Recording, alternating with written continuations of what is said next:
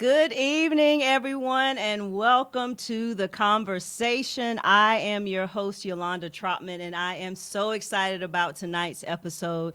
It is the second installment of the evolution of hip hop. So if you missed the first one, you've got to go back and tune into the first episode, which was a hip hop masterclass, if you will, with our very own Eddie Owens of 1053. This is the second installment, and I am particularly excited about this because, as you know, I'm a hip hop head. I love hip hop.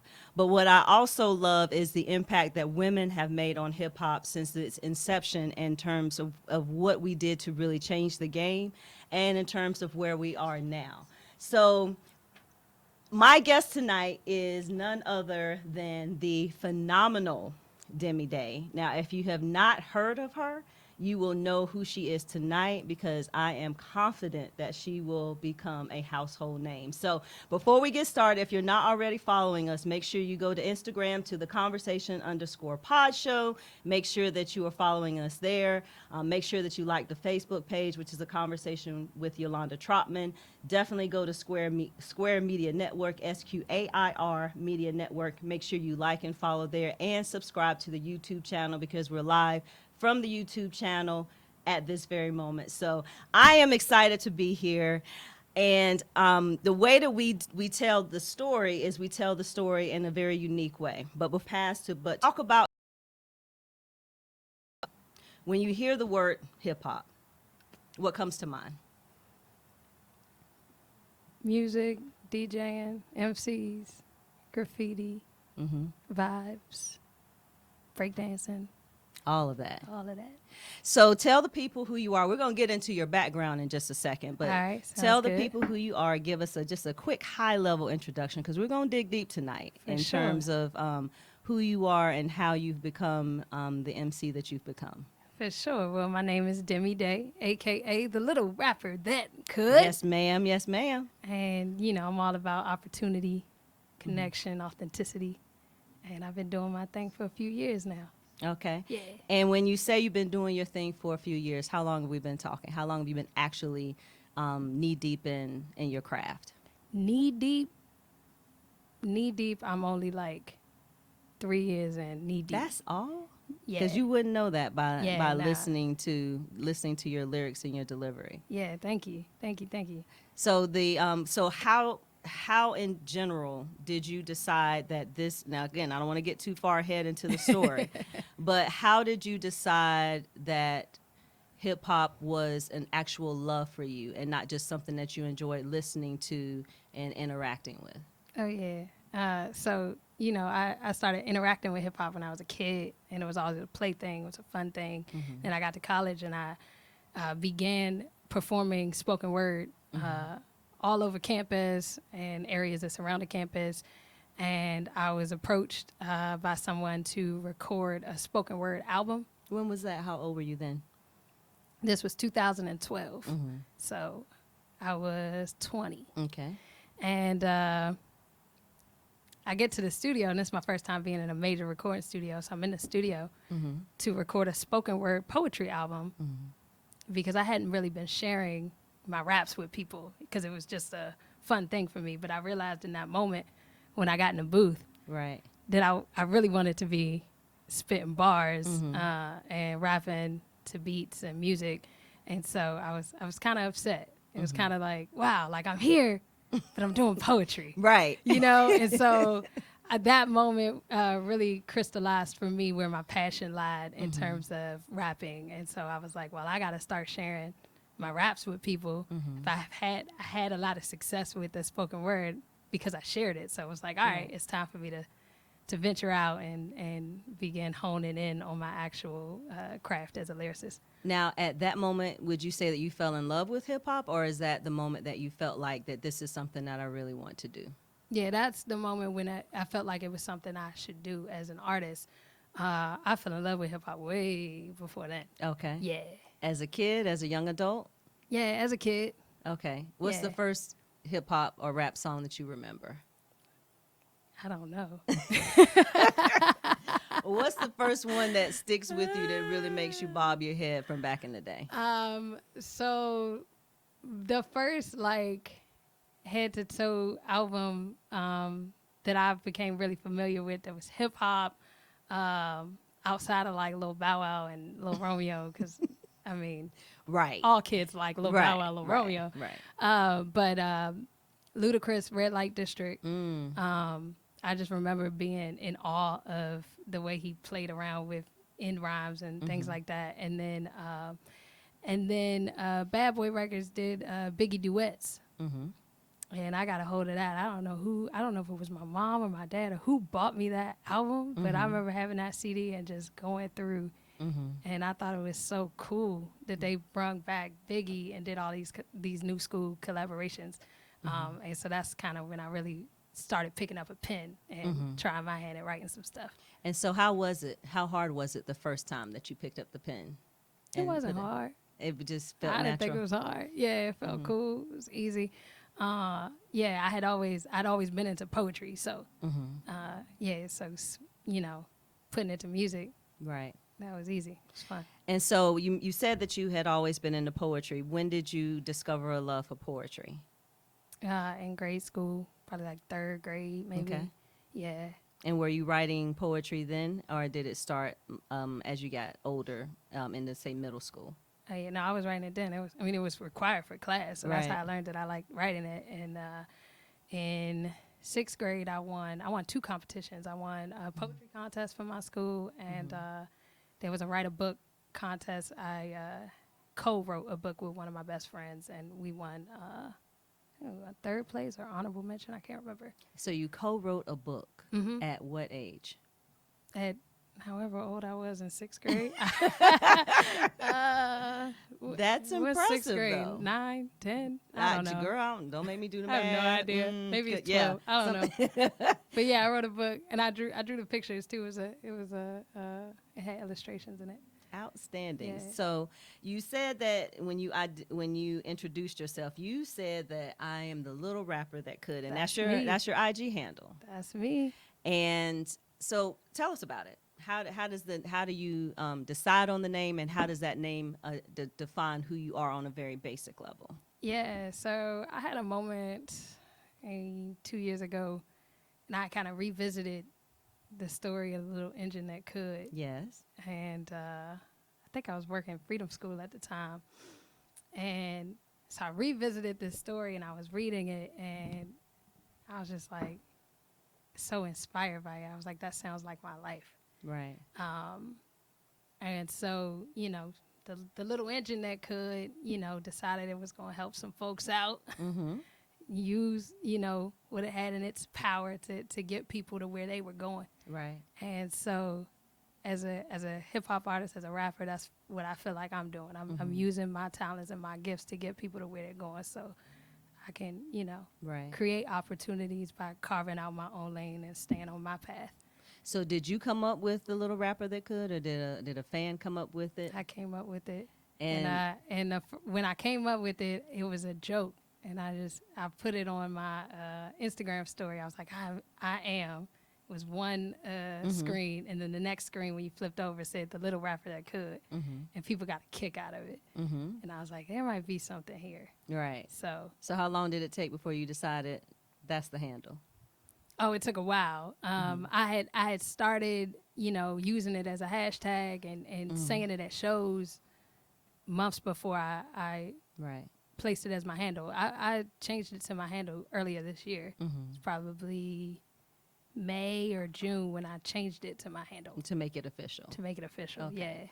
Okay, so the way that I like to tell my guest stories is I love to do it through pictures, and you provided me quite a few to really give us an idea of who you are at your core. Obviously, your experiences as a child, and especially, and what I'm most interested in, I definitely want to spend some time with it, with our guest, how you got to this point. Because I get so, when I read more about you and I learned more about you, I said, oh my God, this is so dope. Like, how wow, like where you were and where your path was going and how it shifted, it's phenomenal. So Yeah. I don't mean to go on and on about it. We'll get there, but let's start with this picture. Hey, hey. Now, Miss That's Ma'am right me. here Yes, is yes. I'm seeing like makeup on. What is that? A heart on the That's forehead. a heart. Yeah. She got a lot going on. She is Yes. sassy. How old are you in this picture? Superstar. I was probably 4 or 5 in this picture, and Okay. it's at a Christmas or holiday party at one of my mom's employers. Mm-hmm. And so, yeah, but I was a superstar. My nickname when I was a kid, that age, was Diva. Oh, really? And my mom started calling me Divas Live because I was always live and lit, you know. My first dream was to be a ballerina, but then my first main dream at this age was to be an actress. Oh, really? So I always knew I was like, I want to perform, Always wanted to entertain. entertain, all And of so, that. where are you from originally? Upper Marlboro, Maryland. And you live where now? Winston-Salem, North Carolina. So how did that happen? I know there's a story. There's We're a gonna get story. there, but There's a how long story. have you been in the Winston-Salem area? This will be my 6th year here. So can we claim you as Yep. as North Carolina? Absolutely. Okay, because I I've been got- telling people she's one of ours, so we can claim you. Oh yeah, I done switched my ID and stuff, so Okay, I'm official. it's done. Yeah. Okay. And so, did you go to school up in the Maryland area, and were you raised in the Maryland area?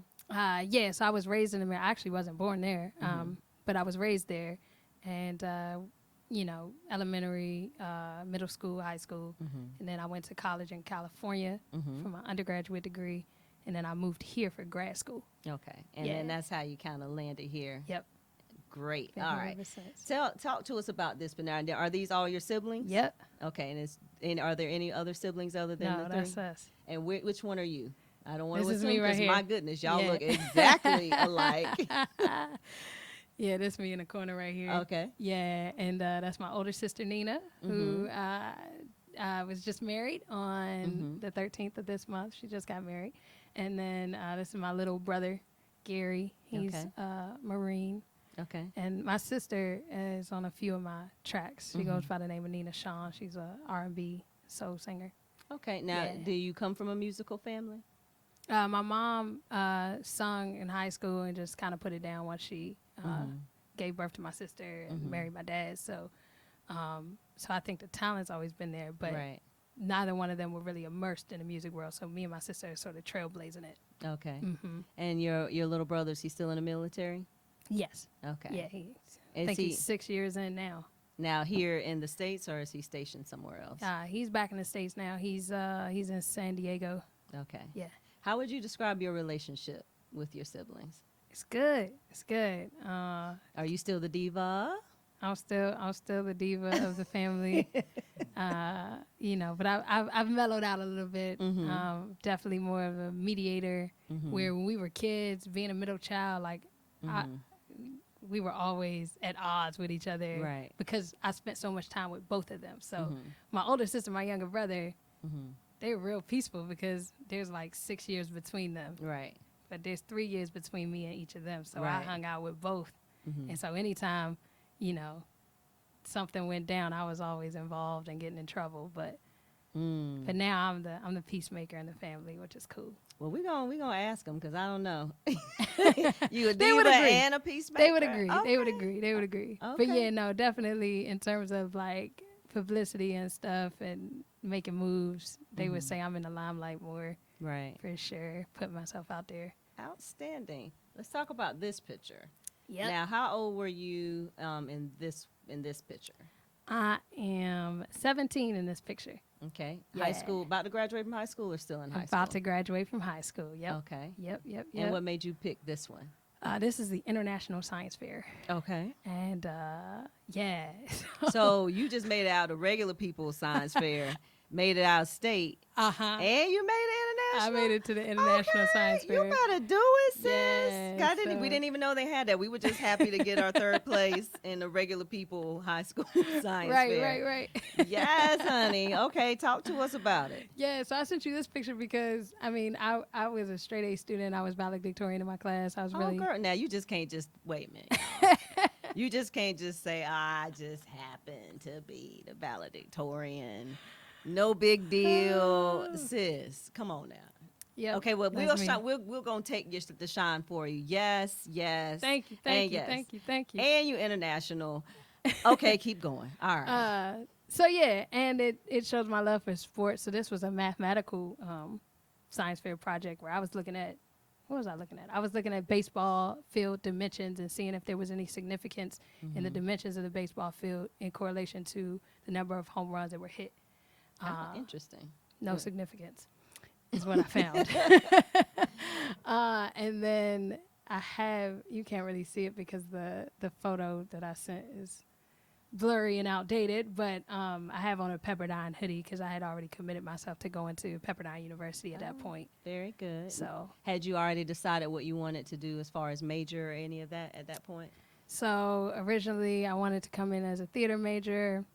I missed the deadline audition for that. Because you were international. I mean, You know. yeah, right. Just doing things.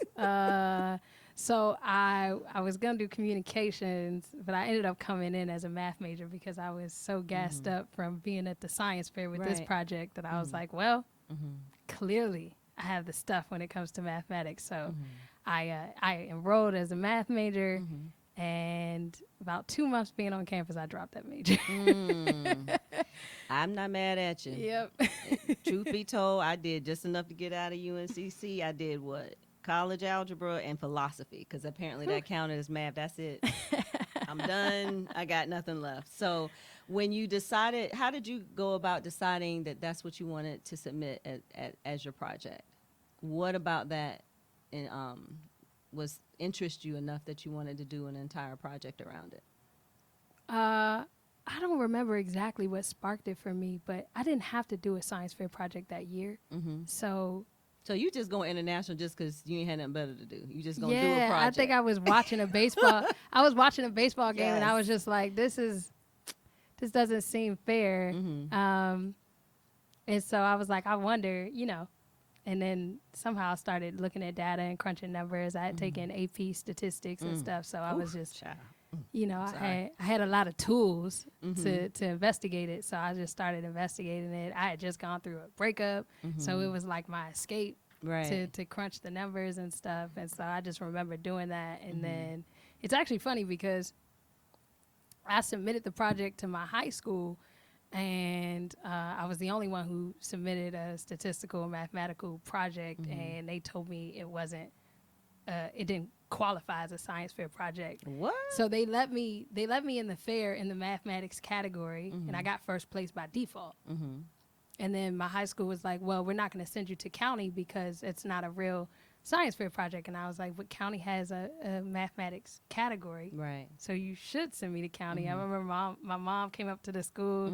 She was like, you don't know how hard Demi worked on this project. Right. And you need to send her to county. She got a first place ribbon from the high school. Why not send her to county? So they sent me to county, and and then I won the grand prize at county. And so they sent me to the international fair. It's just like looking at my high school, like, y'all weren't even going to send me. Wow. And then I won county. I won grand prize. Right. And you Yeah. had to fight for that. I had to fight for that for sure. Outstanding. Okay. And so then we move on to this one. Yep. Is this high school? This is college. This is college. This is college graduation. Yeah. Okay. And Yep. this is from Pepperdine? This is from Pepperdine. Okay. Yeah. So when you picked this picture, what was it about it that stood out for you? For me, it was just a pinnacle moment. So this is right before I really started sharing my hip hop music. Okay. So because Pepperdine was most people who went to school with me would know me as the spoken word girl. That's what they called me on campus. They would come up to me, "You're the spoken word girl," and I'm like, "I have a name." Right. Right. And so I did that. Like I said, I'd recorded a spoken word album during my time there, and I really took the time my senior year to just pull back and develop my lyricism as a hip hop artist. Right. And so when I graduated, I told my mom, I was like, I'm coming home this summer and I'm gonna record because I have all this music Right. that I want to record. So I was really excited to kind of walk away from one chapter and begin a new. And then this also has my parents in it, which is cool. Now, did you end up? What was your final major? Did you stay in that major? Did you end up majoring in something else? I majored in religion. So Okay, so this is how we graduated with get it. to Yeah. now. How did you now? At what point were you at Pepperdine that you decided to switch majors? So I dropped the math major my first semester, my freshman year, and I didn't know what I was going to do. Right. And I declared a political science major. That's not too interesting. shortly after that. Okay. And I sat in one poli-sci class. It was like, nah, I'm not doing And that. I was Right. like, this is not for me. Mm-hmm. And so, yeah, I just kind of sat not knowing what I wanted to do, Right. and realizing. So my dad here, he's more agnostic. My mom's more Christian, but growing up, we didn't go to church or anything, so I had no real exposure to religion. Wow. At Pepperdine, we had to take religion courses, Mm-hmm. and so took my first religion course and was really fascinated by it. I was like, I don't know anything about anything when it comes to this, so I might as Right. well just spend the rest of my time here studying something that I know nothing about. That's interesting. Yeah. And so when you made that decision, how did your parents have a reaction one way or the other? They were just like, well, what are you going to do? What are you gonna do with that? That's the golden question that everyone asks. What are you going to do? So, And so once you graduated, what was the plan at that point? yeah, so I knew at this point that I was going to go to Wake Forest School of Divinity. I had already enrolled and had a scholarship and everything. So I knew that's where I was headed. And that came about from being a religion major, studying in a particular program at Pepperdine, which is a Church of Christ affiliated school. So we study religion in a particular vein, Okay. in a particular denomination. And, but in doing so, I still caught exposure to that there were other ways of studying and approaching Christianity and theology. And so I was like, well, I need to go deeper. I need to find out what these other things are, because I learned that there was a thing called womanist theology and black liberation theology. And I was like, well, I want to study that. And they're not offering any classes here on it. So Right. let me, go to grad school and see what that's about. And so what was the plan at that point once you got your master's? Once I got my master's, to do hip hop music. Really? Yeah. So you knew then? While I was in my master's Right. program. Oh yeah. Oh, my Yeah, no, goodness. I knew then. Well, For we're sure. gonna get to that. I keep saying I'm not gonna jump ahead, but that's fascinating. So Yep. now, are you in college? Because I wasn't sure. Yep, I'm in college. So you're in college at this point. So this Yeah. is when they're calling you the spoken word Yep, girl. this is the spoken word girl. I was in a big magazine, and so this is from that magazine. They, did a whole feature on me as the poetry powerhouse, and asked about my process and stuff. Took some cool photos Did you feel like you were a powerhouse at that point? with the poetry. Yes. Yeah, I did in the moment, because I just gained so much affirmation from doing it. So many people endorsed it, and I was doing several gigs a week, and so it was like, well, wow, I'm really doing this. People love this. I look back at those poems and I'm like, that ain't it. Really? Why do Yeah. you say that? I feel like I've grown so much with my pen, and so when I look back at some of my earlier performances as in spoken word, I'm not as satisfied with where my talent was, and I've grown a lot. Did you have favorite areas that you like to focus on in your spoken word at this stage? So when I first started writing spoken word, it was mostly about like romantic relationships. But it quickly, because I was at Pepperdine, it quickly became about Christianity. And so I end up, most of my repertoire is Christian poems. And so how did people react to that? To the Christian poems? Oh, they loved it. They ate it up. And so I wrote a lot. There was a lot of events I would get invited to, and I was commissioned to write a particular piece on a particular topic. So that's how I built a lot of my canon. And so when you were traveling at that point, how were you balancing that and social life and everything else that comes with college life? Just one day at a time. It's amazing to me, both with college and grad school. I feel like I feel like students really maximize their time and they don't even realize how much they're doing. Right. You know, like you have people working 2-3 jobs, doing gigs, hanging out, still studying, making good grades. Like that's a lot. It is. You know, It is. but when people are young, they don't even realize that they're operating at that high of a level with their time management. So And so you also sing. I sing, yeah. Okay. Yeah. And so we picked this one as well. Uh-huh. Still in college? Still in college. Okay. Yeah. Well, we see you. Yeah. Sis. What now? Is this a spoken word performance? That's a spoken word performance. Okay. Yep. Do you remember where it was? Yeah, it's a part of the Multicultural Theater Project, which is Okay. at Pepperdine University. So this was actually one of my first gigs that I was approached to do.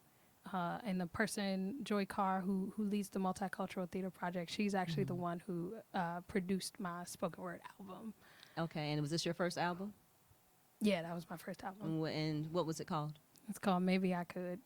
Okay. Is Yeah. it? And is it still available, or was it mastered to where you can actually hear it? Yeah, it's mastered. It's still available. It's Okay. not something I talk about frequently because so much of the content is in a particular place and time for me on my journey, and it's Right. very different from Where you are where now? I am now. Okay. When you see this picture, how do you view? How do you view yourself when you see this picture?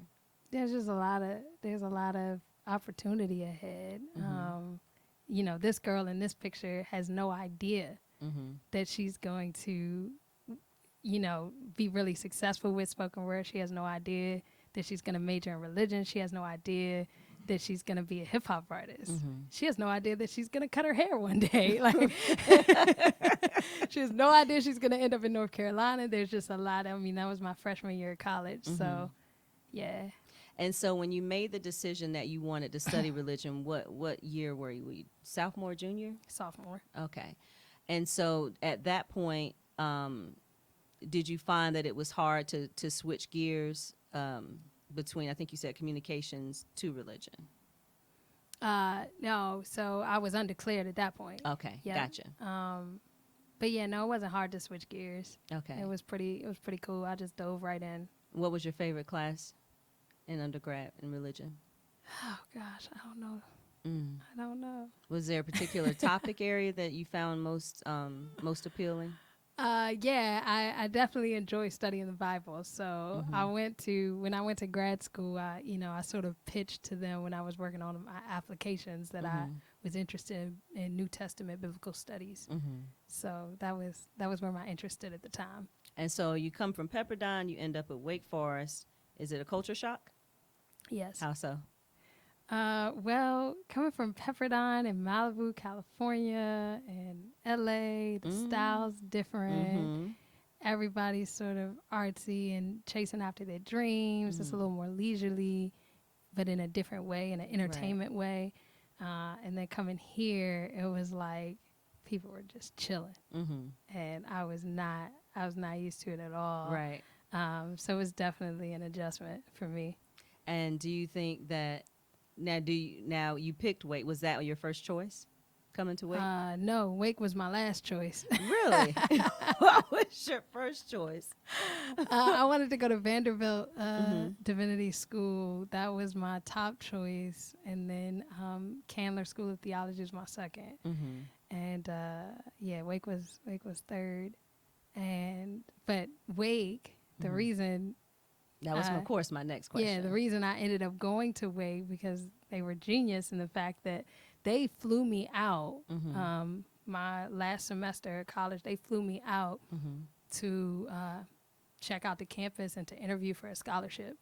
So not only did I get a chance to be on campus and picture myself there, Right. But then they offered me a pretty cool scholarship. Right. And so it was like, well, yeah, and their scholarship all three schools offer me scholarships, but Wake's scholarship was the most. And Right. so I decided I'd go there. Fantastic. Yeah. So, and now here we are. Now, this is my favorite Boom. one. There it is. And let everybody soak that in for a second. Just let that soak in for a second. Where were you? Yeah. How old were you? Yeah. What's going on? I am 20. How old am I in this picture? I'm 24 in this picture. Mm-hmm. Yeah. Still pursuing your master's. Finishing my master's. Okay. This is the hooding ceremony. This is before I got my hood. Mm-hmm. So yeah, about to graduate, and I was offering the call to worship Mm-hmm. in that moment in spoken word. Really? Mm-hmm. And how did? Oh, okay, okay. We can't just throw that out there. So, but how do you do that? Like, how do you do the? You just got to explain that.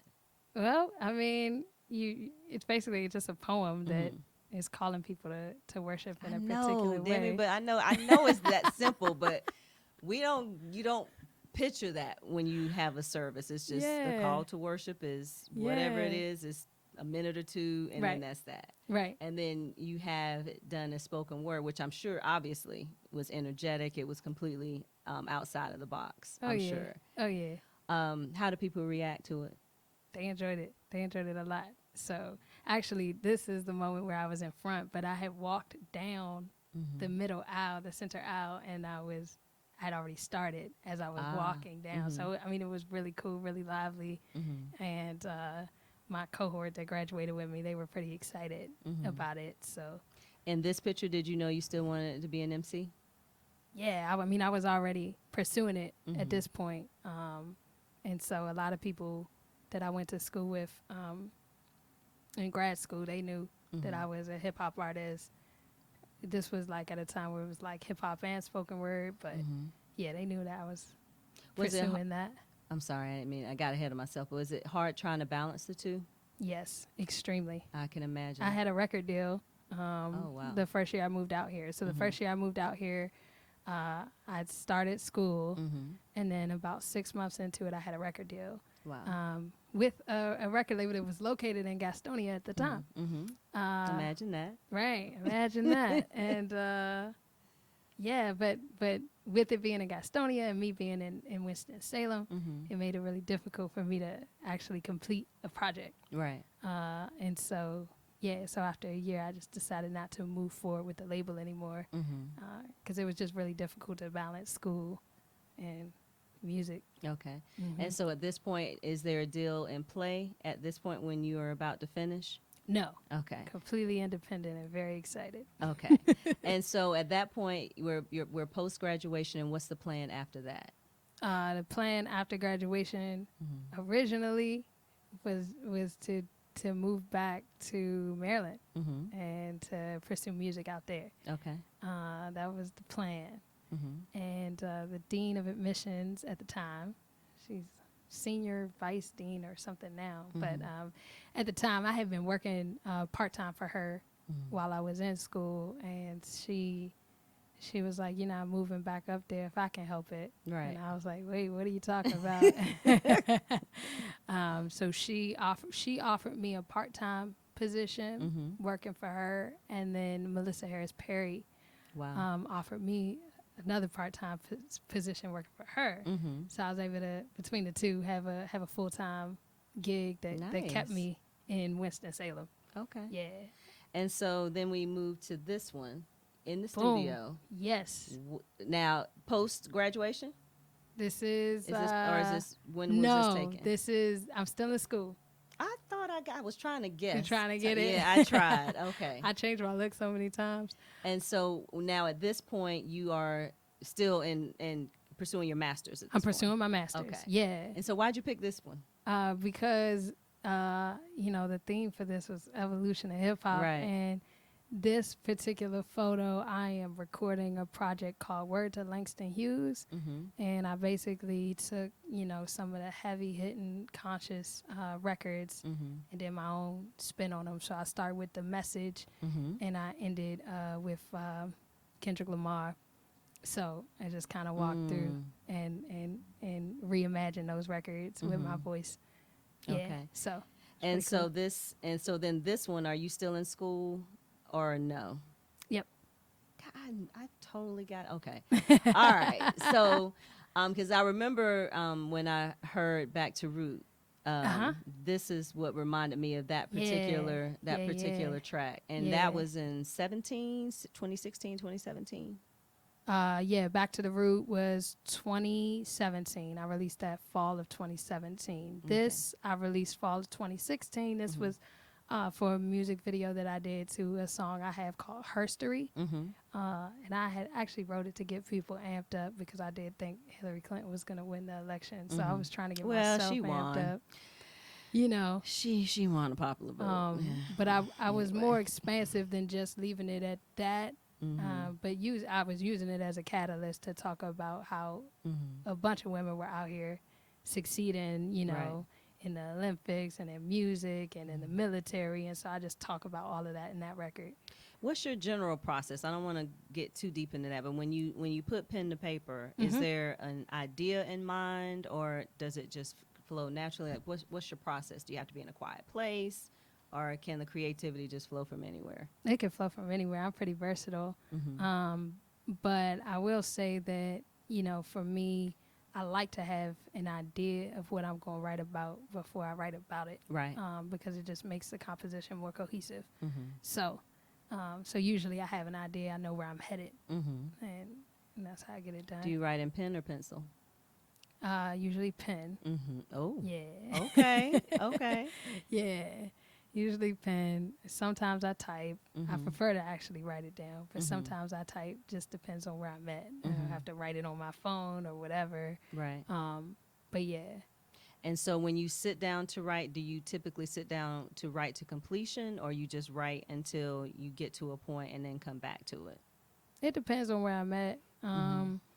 It's very hard for me to walk away from a verse mid-verse. Like if I'm writing a verse, I'm going to finish that verse at least. I might not finish the song, so I might write verse 1, and I know I'm going to write verse 2, but I might not finish it in that moment. But yeah, it's really hard for me to stop mid-verse.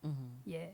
And so when you left your when you obtained your master's, did you decide to start performing full time at that point? In between the two jobs you were obviously holding down as well? Yeah. How are you balancing that? It's also difficult. Right. I have just one full-time job now, so I ended up at the School of Divinity full-time and no longer working for MHP. But yeah, so it's a difficult balance, but I have to remind myself of how the two are intertwined, not just in the 9 to 5 funding the music, because that's one way they're intertwined, but also there's a lot that I'm learning on the job at Wake Forest that is transferable to the stuff that I want to do with music, especially in terms of like interpersonal skills and managing different projects and event planning and all of that, and then vice versa. So yeah. And so we picked this one. Now, where were you performing? Because this looks like this might be, at least this one's recent. Yes. I got this one right. Yes. And so where were you performing? I was at Fat Frog in, I guess that's Elon, North Carolina. Yeah, this was earlier this year, actually. This was in, I want to say, April. Okay. And so your followers, do they have a nickname or anything like that? The people that follow you? Yes. What are they called? Day Crew. Okay. Day Crew all day. Okay. And so tell everyone how that came to pass. The Day Crew? Yes. Oh, yeah. So, well, I knew, you know, that I wanted to bring people into the family and celebrate them. And so I was like, I have to come up with a name for people who are following me in this endeavor, so that they feel like they're a part of it, because they are. And so I kind of toyed around with the Day Crew name because, you know, I feel like crew, they work hard, you know, and the Day Crew works hard in broad daylight, shining light on different issues and stuff. And so, yeah, like if you're going to join the Day Crew, you got to roll up your sleeves, because we're going to tackle some things to liberate some people. That's what I love about it. And when I was digging a little bit deeper into that, I think the thing that really resonated with me is that you don't put a project out there that doesn't have a message, that doesn't, to me at least, strive to either tackle an issue head on or to inspire. Like that's what I felt and heard a lot from your music, is that regardless, there's an inspirational piece to it. And it's that's just a lost art to me in hip hop. We'll get to that when we get into a little bit deeper discussion. But was that always something that you wanted to do based on your background and the spoken word and all of that, or was that a conscious decision as far as your craft? It's gone back and forth. Mm-hmm. Again, I make a lot of music. I make a lot of music that people don't ever get to hear. Mm-hmm. And for me, I'm very intentional about what I put out and when I put it out. Right. I'm very calculated, and so yeah, it's a method. Mm-hmm. But yeah, I make a lot of records that are just fun. Mm-hmm. They might not have a message at all, but I typically put out the stuff that really hits home for me. Right. I find when I make records and I'm writing for myself, they translate and they help other people. So I've started to really just solely write records for me, because I feel like that's the most authentic I can be. Yeah. And so I remember when this happened. Yes. Big deal. 3-time Block Award. Was it Two times. Two time. Well, we're gonna put another one in there. With a 2-time Block Award winner. Tell everyone about why this picture is significant and what the Block Awards were about. Yeah, so the Block Awards is a community art award show, celebrates the local arts, and it's put on by the Artist Block, which is a business in Greensboro that's Black women owned, and they put on for the local art scene, right, in all different forms of art. We talking music, we're talking culinary arts, we're talking visual arts, we're talking poetry, we're talking comedy, all of that. And so this is a big celebration that they put on, and it's not only to just celebrate the artists, but to celebrate the progress that they've made as a business. And so I really appreciate that, and I think they're doing really good work. So yeah, so this was a community choice sort of thing. So a lot of my supporters voted for me to win these awards, and so I'm really proud of them and happy to have taken home the hardware, as people say. Right. Yeah. And so at this point, because this was just, I believe, was this over the summer? This was in August. This was over the summer. And so at that point, what did you feel at that point in terms of your progress? Did you feel like this was, obviously this is still a stepping stone to much bigger things, but because it was a community award, what did that mean for you? Yeah, I mean, for me, it kind of solidified and affirmed what I was doing. It's like, okay, people see it, people believe in it, people want me to continue to do it. Has there been a time since the time that you graduated divinity school and now that you said, I'm not sure if I can still keep pushing? Plenty. And so tell me about one time where it was particularly difficult, and how did you push through? Yeah, I think after things kind of fell through with the record deal that I had, I was just wondering, can I actually do this?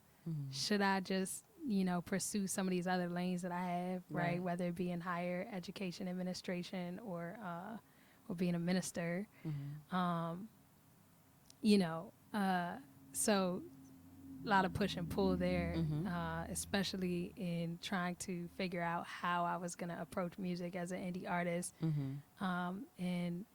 And when I was in divinity school, I was in kind of a bubble, so I didn't have that much of a network outside of it. Right. And so, yeah, just trying to figure out how to do all that just seems overwhelming when there's no clear cut, like, here, apply here, go here, do this. They'll give you this certification or this, when you finish this, and then that means you're good. Like, there's none of that when you're trying to carve out a lane for yourself as an artist. Right. And so without those things, it gets really overwhelming. And just, 3 years ago, I would have thought I'm never going to have a team to support and help me move, the music to the masses. But it's different now. And you have that now. Yeah. And your team has really done a great job of promoting you. Obviously, the power of social media is incredible. Yep. But I think, like I said, and what I've always said when I speak of you as an artist, is that it's just so important that artists understand their responsibility. Right. That hip hop is not just a genre; it's a responsibility.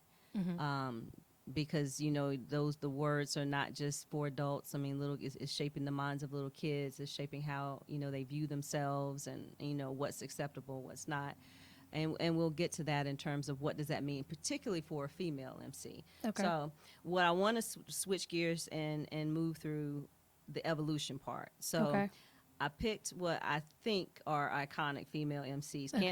Can't look at the screen. I can't look at the Nope. screen. But I'm gonna Oh, give you no. a name, and Okay. I'm gonna have you tell me what comes to mind when you think of that artist. And these are the icons. So we're talking late '80s, mid to late '80s, into mid '90s. Oh gosh. You It's got like this. a pop quiz. I It's should kind have of like studied. I used to be a teacher, sis. I'm I sorry. should It's have what we do. studied. You sure I can't look at this screen? No. Look over there. First one, iconic female MCs, Roxanne Shante. Mm-hmm. What comes to mind? Roxanne Shante. She goes hard. Okay. Yeah. I remember watching this clip of her spitting, and I guess it's like a club or something, but she's just like, she's kind of small, Mm-hmm.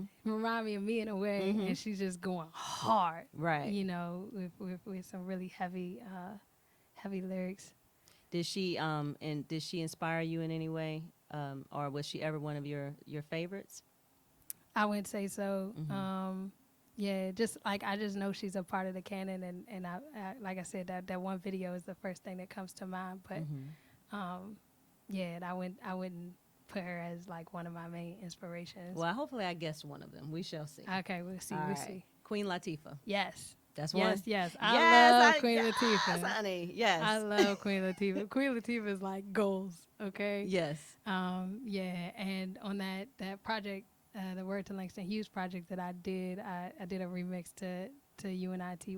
Oh yes. Yeah, that's one of my favorite records. Mhm. I was just like, yes, you tell them. Yeah. And do you think now obviously with that and Ladies First and the whole crew, do you think anything was lost in her art when she transitioned to do more movies and television? Mm-mm. Okay. Yeah, no, I think it's cool to see her expand her reach in different fields and industries. Do you want to see her come out with another album? That would be cool. I'm good with the verse that she did on Rhapsody's Right. new album. I Mhm. mean, she tore that verse up, so I mean that'll sustain me. You're good for a little bit. Yeah. Okay. Next up, MC Light. MC Light. Everybody tells me I sound like her. You do. You do. I get that. The first time I was in the booth to record rap, I came out and the engineer, this is white guy, and he goes, "You sound like MC Light." And I was like, all right, cool. So we sort of bonded over that. It was a good moment. What comes to mind when you think of her as an artist? Again, just the fact that people say I sound like her. And you take that as a compliment? Yeah, for sure. Now, same thing with her. Like, obviously she's transitioned to do voiceover. You hear her voice a lot. You hear her voice in terms of hosting things, and that's important because her voice is so powerful. Like you hear her voice and that's MC Light, Right? Because her voice is very distinct. Yeah. As an artist, though, back in the '90s, I think it might be fair to say that she was a trailblazer because she just thought outside the box. She didn't have to have a certain look, or she didn't have to be a certain way just to being feel her. like that she needed to be accepted, because her lyrics and Right. her delivery were incredible. Okay, this one's easy though. Salt and Pepper. That's easy. Salt and Pepper, what do you think? What comes to mind? Which version of Salt and Pepper? Are we talking about 80s Salt and Pepper? Or are we talking about late 90s? Because they are a true evolution, just as a group in terms of from the look to the sound, all of that. Yeah. See, I would be more familiar with the '90s version of them. Okay. Because I'm younger, and so a lot of music they had in the '80s, like that stuff, I gotta go back and look at. Yeah, we're not going to do that to You know what I today. mean? So. But you do know Push It. Yeah. Oh, okay. Oh yeah, I know that. I know the little dance they did on stage and everything. Right. It's like, oh, no, they did. Yes. They got down. Yes, they did. Yeah, Yes, yeah. because everybody wanted the finger waves, and Yeah, I'm gonna have a Yeah. moment, but yeah, Yeah. yeah, One of them's on like a reality TV show now. I'm not sure yeah. what show it is, but Salt what? No, I don't I even don't know. know. Yeah, yeah, one of yeah. Right. And so now at that point, because you said you were more familiar with the '90s version, did they encourage? Did they influence you in any way? Because you don't really see artists. I mean, Yeah. group artists working together as far as the influence. Right.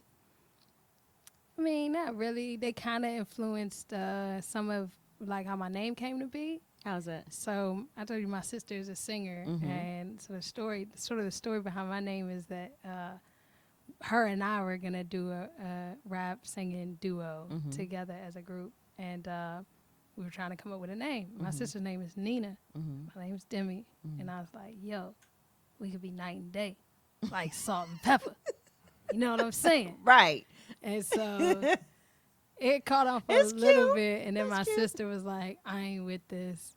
I was like, Yeah. "Okay," but Day stuck with me. I was Mm-hmm. like, "I think that fits my personality really well," so Mm-hmm. I just went with it. Mm-hmm. Yeah, And kept it. yeah. Before that, I was going by name as her.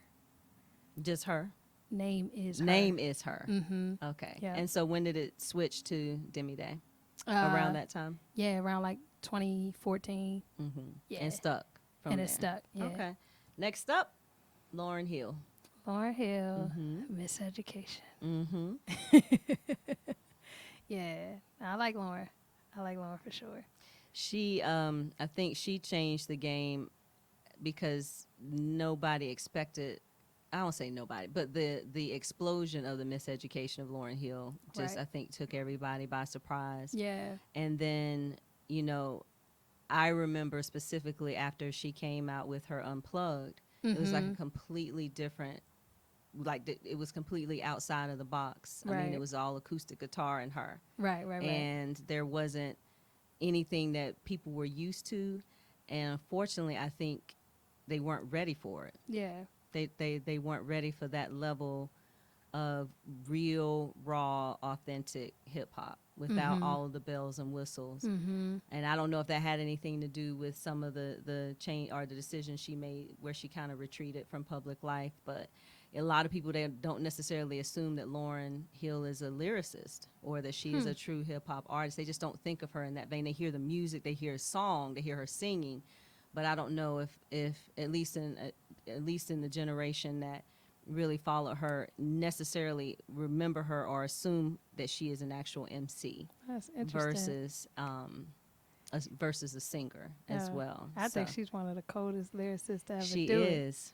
Yeah. She is. Yeah. And I preached sermons on her music. really. Mm-hmm. And like the sermon would be surrounded a song that she did or a theme that she came up with. Like I did a sermon, a paired Ecclesiastes with Everything is Everything. Get Yeah. out of here. No, I really did. It was one of the funnest sermons I ever wrote. Oh my And goodness. preached, you know. Oh my goodness. And so how did you make the connection? What was the connection? I mean, I I would believe that she pulled it from scripture. Mhm. You know, because it's the same thing. Mhm. It's like, you know, everything is everything. Mhm. After winter comes spring. It's all there Mhm. in the scripture as well. Mhm. And so yeah, so it was a really easy Right. connection. Okay. Yeah. Now we're gonna change lanes. Lil Okay. Kim. Lil Kim. Now I always am curious how people react. Say Lil Kim. Okay, now which Lil Kim we talking about? What's your immediate reaction? Yeah, getting in trouble. Mm-hmm. So, and really my siblings, well, my older sister, my cousins more so than me, but we would get in trouble for singing along to Lil Kim's lyrics when we were kids. But I mean, her music was fire. Like as a Mhm. kid, you were just like, yeah, like this is everything. Mhm. And then my parents be like, you don't even know what you rapping about. Y'all Right. better stop it. But yeah, no, I like Lil Kim. Yeah, Lil Kim goes hard, and I got family in New York, so Mm-hmm. yeah, so like I love how she raps New York. Mm-hmm. I think it's really dope. And next up, but last but not least, I thought this one might be an interesting correlation between the two of them. Foxy Brown. Okay. What comes to mind?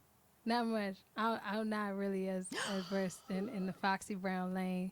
Okay. Yeah. So Still around the same time. yeah, Who who's not on the list that is an icon to you? that's an icon to Mm-hmm. me. I mean, there's a lot of newer artists Mm-hmm. that aren't on the list that are icons to me. Am I stuck with just No, because I'm gonna get female? to the current ones, but I want to focus on Oh, we're focusing on women. female I MCs. can look at the You can list look at now. the list now. Okay, Yeah. okay. Yeah, yeah, yeah. You pretty much hit them. Yeah. I mean, I guess if we're gonna go to current, We're gonna go to we current. You also we could. remind your sound and your storytelling reminds me a lot of Moni Love too. Okay. Yeah. She's one of my favorites, especially when she and Queen Latifah were really tight with native tongues. Mhm. Back then, you have a you you. you you remind me a lot of her in terms of your delivery too, but Okay. we'll get to that. All Now, right. this is where I had to do research. But Like before we're doing this in right, reverse. because I'm like, well, the first few I know them. The other ones I had to go and look them up and listen to the music. Word. But the question I want to ask with each of them are, how do you define an MC? Me? Yeah. Somebody that can rock the crowd with their words. Okay. Yeah. Can an MC be one dimensional or multi-dimensional? Yeah. They should be multidimensional. And does it now is that the only thing that defines an MC, their ability to rock the crowd, or is there anything else in terms of who they are or how they deliver that makes them a true MC? Yeah, no, for me it's all about the performance through words and Right. rhyme. Yeah, that's what it is for me. So like if you can hop on a beat Mm-hmm. and spit your game and get people moving, Right. get people passionate, energized, hype, Mm-hmm. you an MC to me. So Yeah. I'm going, like I said, this is reverse. All right. Nicki Minaj. Yeah. Would you consider her a true MC? Oh yeah. Why? Yeah. She writes all her stuff. Mm-hmm. She's cold. Like and her ability to switch up personalities and stuff, I think is really dope. Mm-hmm. And so yeah, I got a lot of respect for Nicki, and I got a lot of respect for her as an MC. I got a lot of respect for her as a business savvy person. Mm-hmm. Yeah, Next up, who you think? Oh, I'm gonna let you guess. Who you think is on the list? these all new. Mm-hmm. You probably got Cardi on the list. Yep, she's next. Cardi B. Yeah, love Cardi. True MC. Uh, That's tough. that's tough. So I think Cardi can rock the crowd. So I think Cardi can perform, but because she doesn't write most of her rhymes, it's a little different for her. I think she's a great performer. She has a lot of personality. She's an amazing entertainer. But yeah, because she doesn't write most of her rhymes, she and she owns that, which I love.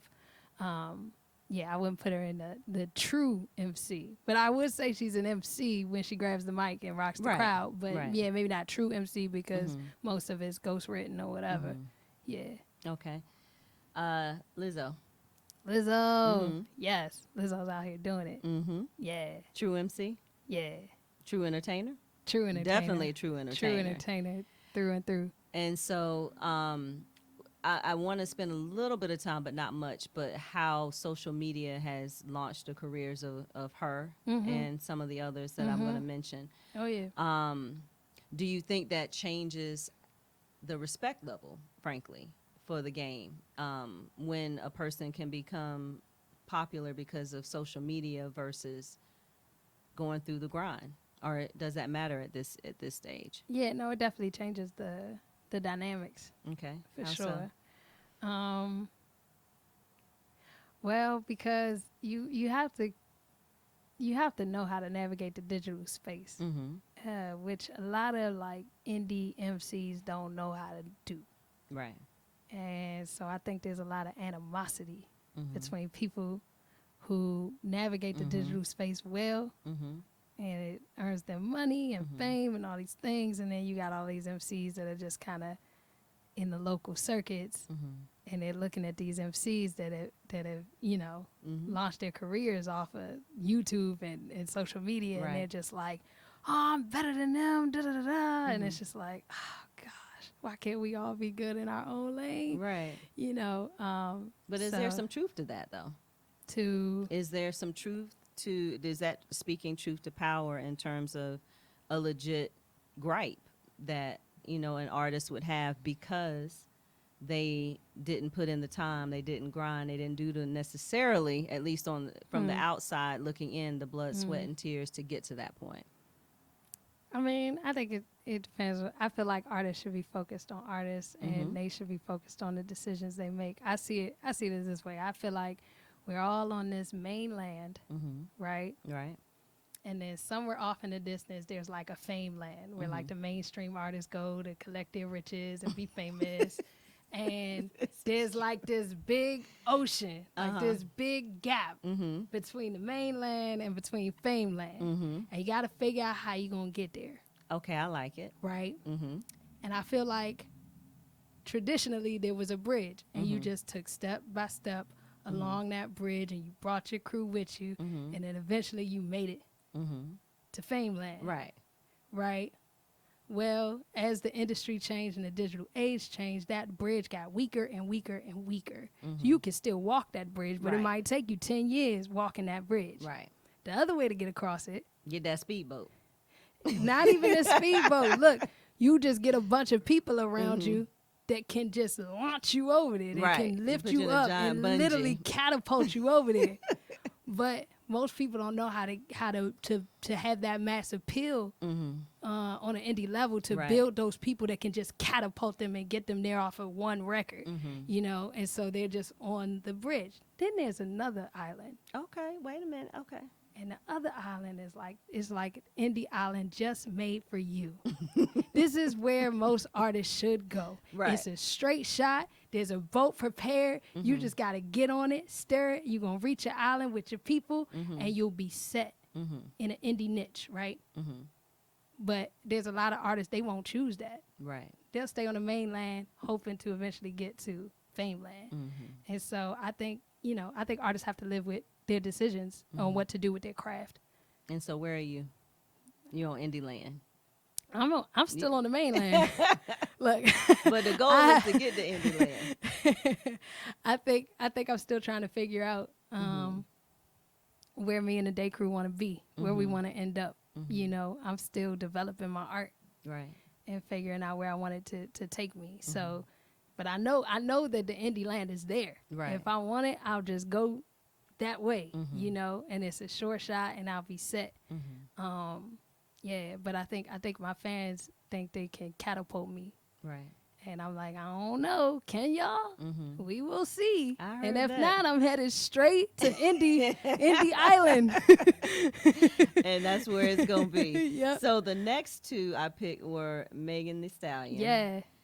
And I just learned about, I don't know if I'm saying her name right. I don't know how to say her name right. 47. She wears like the mask Yeah, and that stuff. keeps her, nobody's known her real identity since I think 2017. But I listened to her Yeah. and she's phenomenal. Yeah, she's fire. And I love how she brands that because it's kind of like how, this might be before your time, sis, but like when Kool Mo D came out, he had them giant glasses. And we were like, what's he really look like behind the glasses? Like you were fascinated because you couldn't really see his him. full face because he Yeah. had the gigantic sunglasses and you never saw him either out in public or in videos or Yep. whatever with the Yep. sunglasses. So Yeah. it just, made you curious. Yeah. And I remember even watching videos trying to like the light hit it right so you can kind of see what it really looked like. Is he cute? Is he what? Like does he What's got a going on lazy here? eye?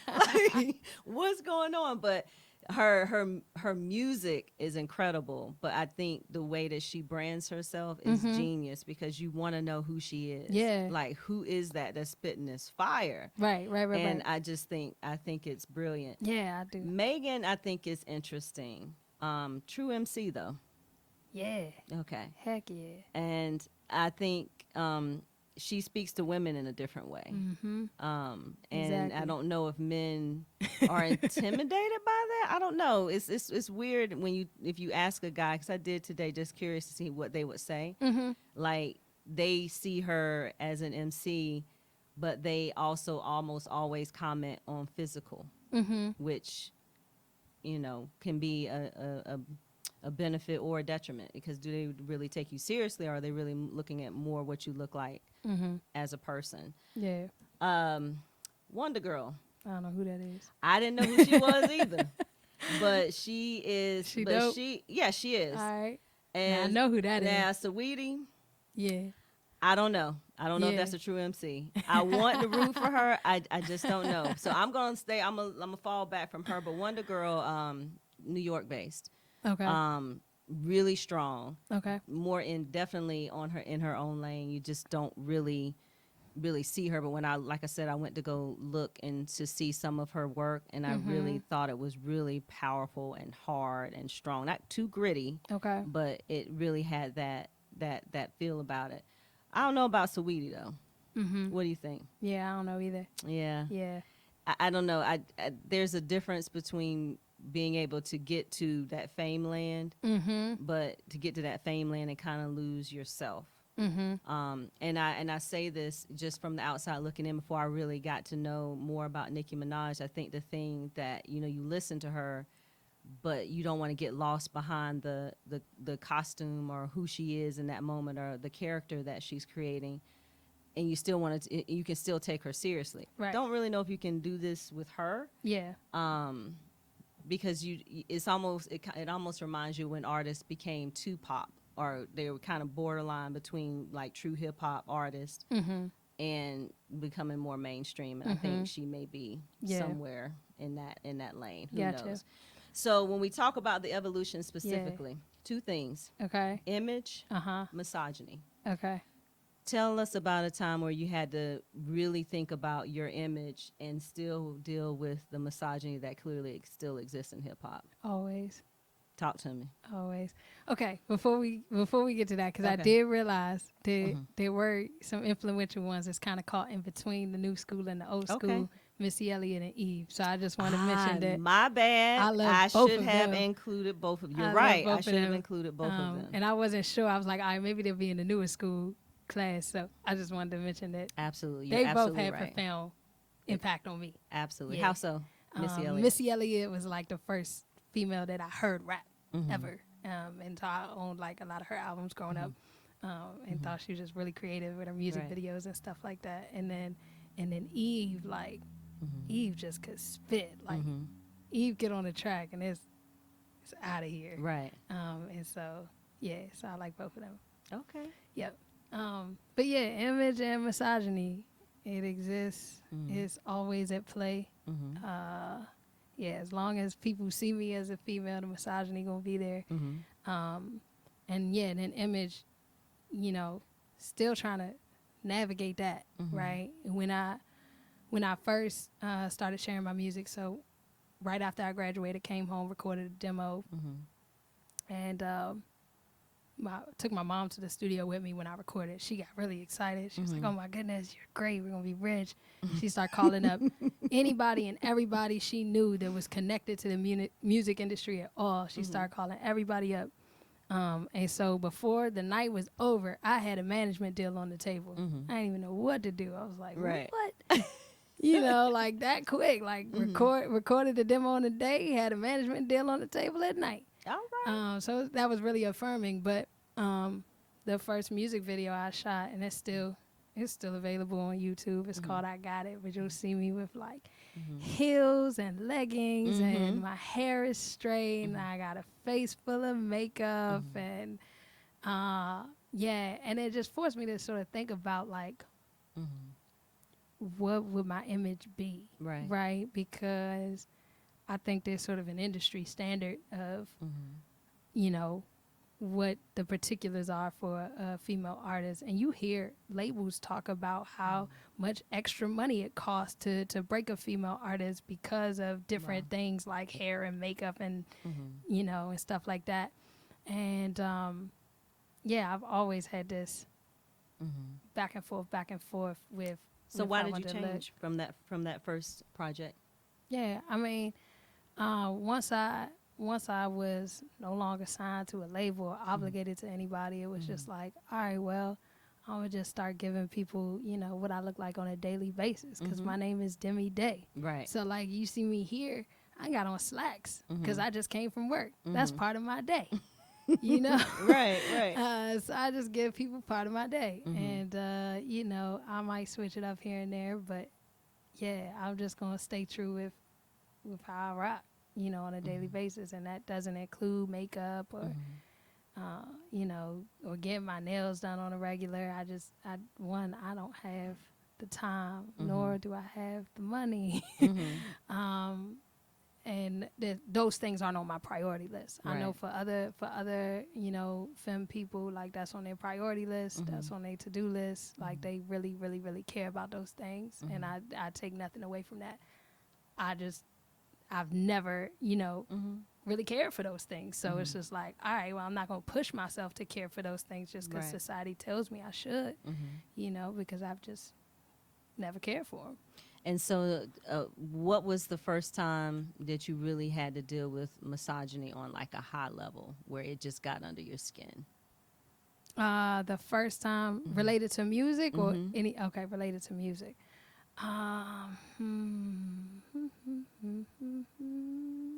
That it really got under my skin. Mm-hmm.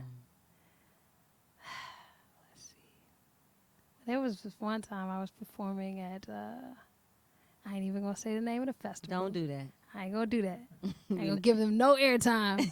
But I was performing at this festival, mm-hmm. and I can't remember how long my set was supposed to be. You know, I Mm-hmm. think they gave me a 30-minute set. I only planned a 22-minute set Mm-hmm. just to be sure Right. that I could get through all my music. But somehow that shrunk to a 10-minute set um, Hmm. because of the people before me Mm-hmm. who cut into my time. Right. But realizing I didn't have any staff on hand to talk to the people who ran the stage. Mm-hmm. And they weren't listening to me, and they weren't Mm. listening to my sister, and they Mm-hmm. weren't listening to my friends. We're all women, Mm.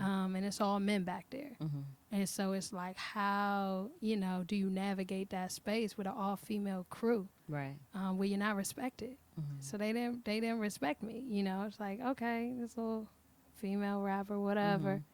Mm-hmm. And so I realized, you know, that really pissed me off Mm-hmm. because it's like I want to be respected just like every other artist is respected. And I Mm-hmm. want my team to be respected in that Right. way. And so I realized, you know, well, maybe I need to leverage some of the masculine privilege around me by Mm-hmm. getting some men on my crew Mm-hmm. so that they can help navigate those spaces where we're not respected. Okay. Yeah. And did that make a difference, or do you think it's made a difference? I think so far it's making a difference. And how do you feel about that? That you felt like that's something that you had to do Mm-hmm. in order to navigate some of those spaces? Yeah, I mean, I think it's unfortunate. You Mm-hmm. know, I feel like anybody should be able to navigate those spaces, but you know, when you come into this industry in this game, and it's just so many men behind the scenes, Mm-hmm. and that's in any Right. industry, really. Right. You know, but when we're talking about artists, Mm-hmm. artists should be able to be themselves. Absolutely. And I feel like a lot of, especially young artists who are women, sort of get, you know, taken Mm-hmm. by all these men behind the scenes and kind of told what to do and what image to put forth.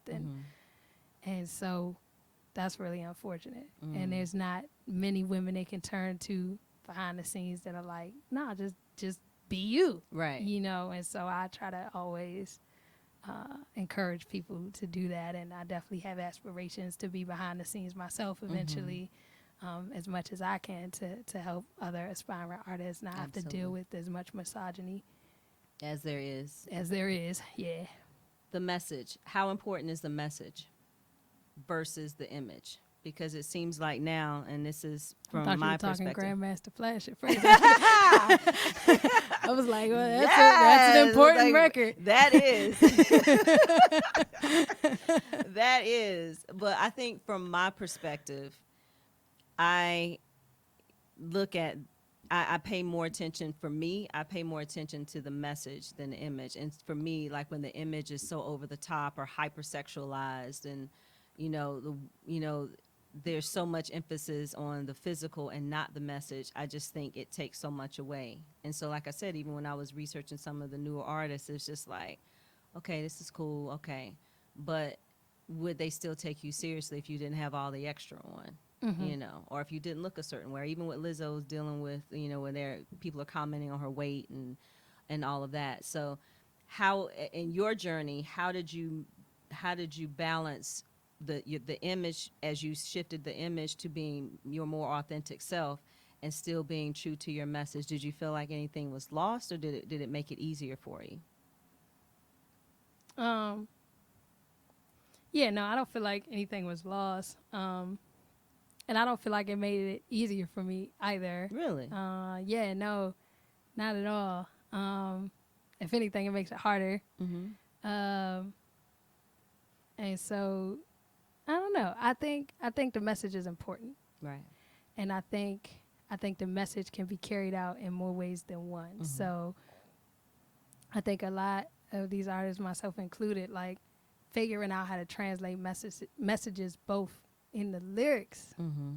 in the performance, but also the embodied messages that come across, because those do Right. come across, right? Like the body is not just this discursive thing. Mm-hmm. And so even in our bodies, we can convey messages. And Right. that's what I see like somebody like Lizzo doing Mm-hmm.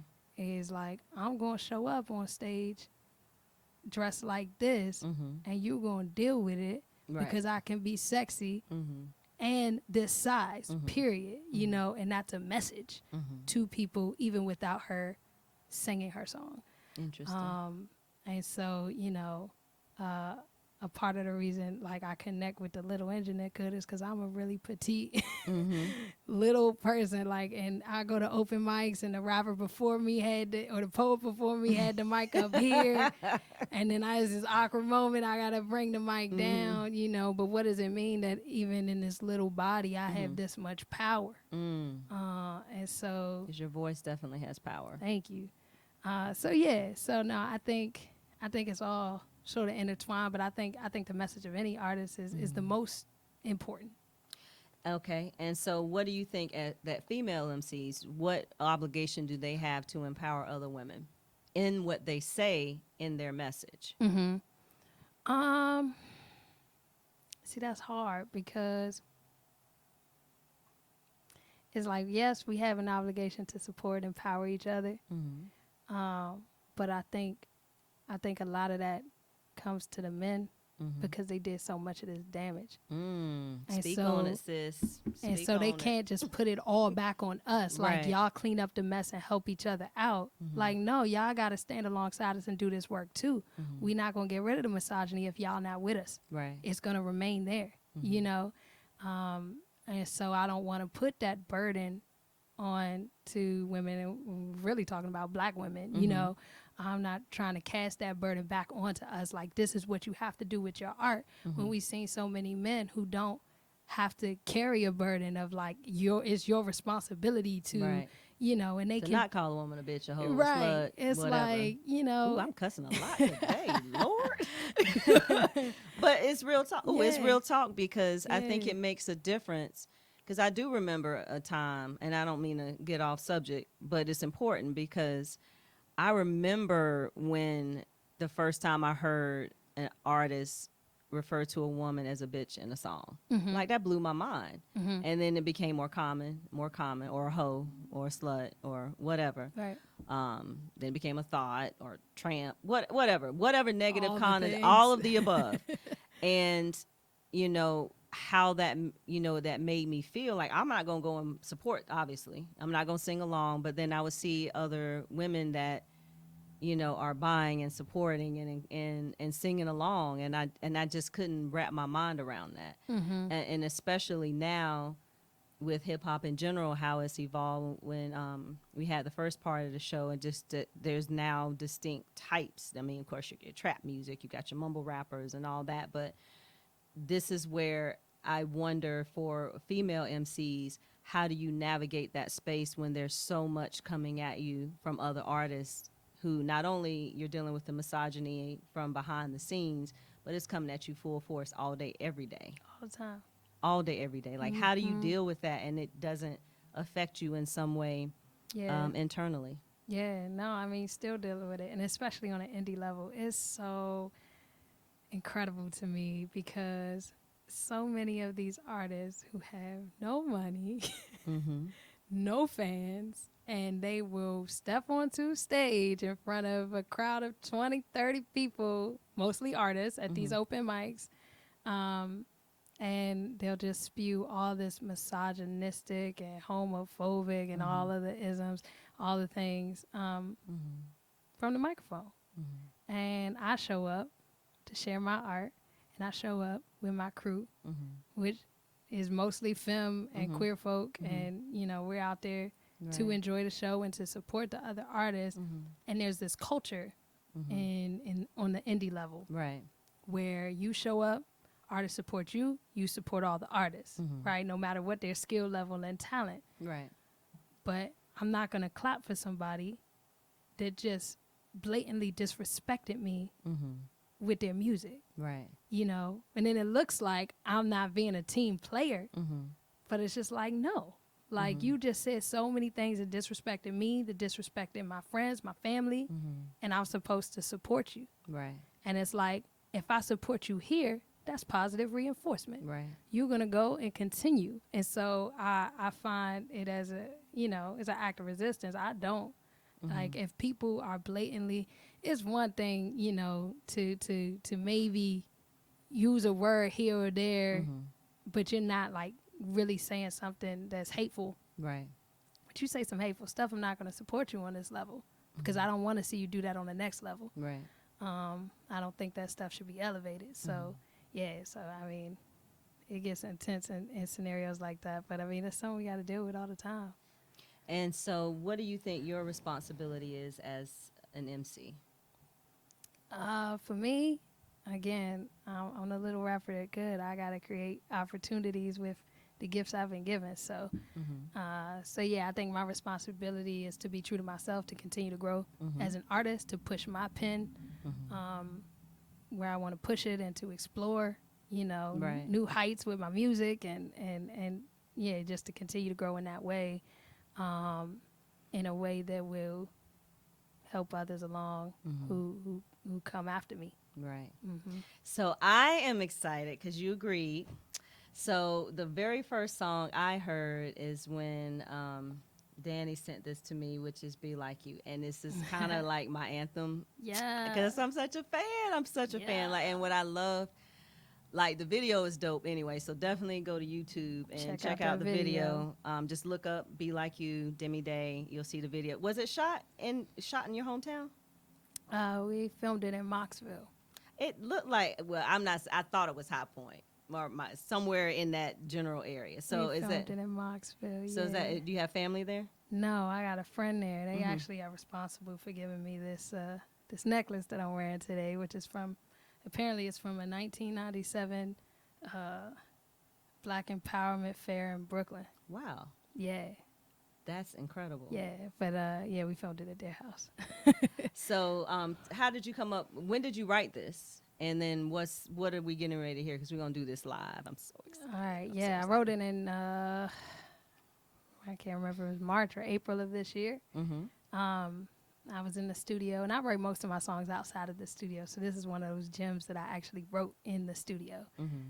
Heard the beat and just started writing. And then 30 minutes later, laid it down. Okay. Well, I'm going to escape out of this for a second so our volume is up. Oh, and it is. Yes. All right. I can't hear. Can we hear it? Can you hear it, Steve? Y'all can hear it okay? Can you hear it okay? I can hear it, yeah. Okay.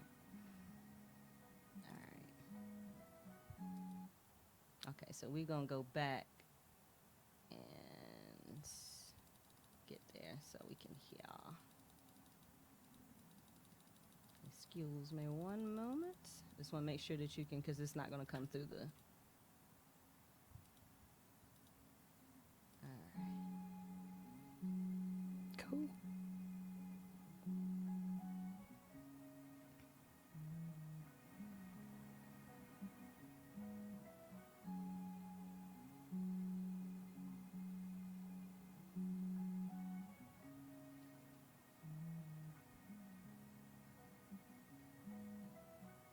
Everybody can reach like. Everybody can dream like. Everybody can't be like. be like. Everybody can't be like you, like you. Everybody can't reach like. And everybody can't dream like. And everybody can't be like. Everybody can't be like you. I understand you got your own thing going. Merely on down that stream, you better keep on rowing. They try to knock your self-esteem, you better keep on glowing. Don't let nobody in between that future you be knowing. So here's my message to you. Ain't no person on earth that can outdo you. Be yourself unto yourself. You'll be honored that you knew you. Only you can be a rock when it ain't no one else around. And if you don't love yourself, then the only way is down. But I believe in you. I see you got some dreams in you. Full speed ahead, I see you got some steam in you. Just keep chugging away. Be grateful for every day that you get to bless the world with such a beautiful face. Let your shadow make the chase. Let your heart dictate the pace. Let your mind give you the strength and let your spirit run the race. I bet your ancestors cheering, seeing the path you clearing. Nothing worth fearing, every lesson worth hearing. But every now and again they'll try to break you. Lean into them wounds even though they might be painful. And when they heal the scars, that's when you gonna see a breakthrough. I'm praying that you make do with every resource within your grasp. Multiply it forth and be generous with your math. Kindness in your hand, willing to understand that every single second you get is another dance. And every single moment you breathe is another chance to do something you love, to always rise above. Parting for the past, don't let that trauma beat you up. Be gentle with your mental and everything you done been through. End of the day, you're the reason I grabbed a pencil so I could draw you up this motivational stencil. Tracing the inspiration, make way for the destination. Cause trust me, I can see all of the places that you're headed. And I'm here to let you know you ain't gonna never reach a dead end. Cause everybody can reach like. And everybody can dream like. And everybody can be like. Everybody can't be like you. Said everybody can't reach like. And everybody can't dream like. And everybody can't be like. Everybody can't be like you. Yes, yes, you better give me some. So be like you. Yeah. What was the inspiration? Yeah. Most of my friends, friends and colleagues, and then myself, I was like, and then Rhapsody, because she did a record on Layla's Wisdom, where she kind of talked in second person. And I found that really inspirational. So I was like, I want to do that for my folks. I want to speak in second person and make a record that's just directly inspiring someone. And so did you feel like now how long did it take for you to write this? Like 30 minutes. Get out of here. I'm not kidding you. And so did you have when you write, do you have the track in mind or how you want it to flow, or did the track come first and then the lyrics came after? Yeah, the lyrics came after. So yeah, like I said, the engineer played the beat when we were in the studio, and I was like, all right, just let that ride. So they put it on loop, and and the hook came to me instantly. Like that everybody can, And and then I just started writing the lyrics. I was like, all right, I got the hook. That came in like a minute. Oh my gosh. So once I had that, I was like, all right, cool. I know exactly, I had the idea in mind. I was like, all right, this is my go at it, In 30 minutes. In 30 minutes, I just wrote that verse. And that's what I'm talking about. And what I loved about this song, because this is the first song that was sent to me, and it's like I heard it, and you're so clear, and it just, the flow is so smooth. It's just mellow, it's even, but it's so encouraging without being overbearing. Because sometimes you can hear like something that's supposed to be encouraging. It's like, you got to do this. Yeah, it's like, oh my God, okay, fine, I'll do it.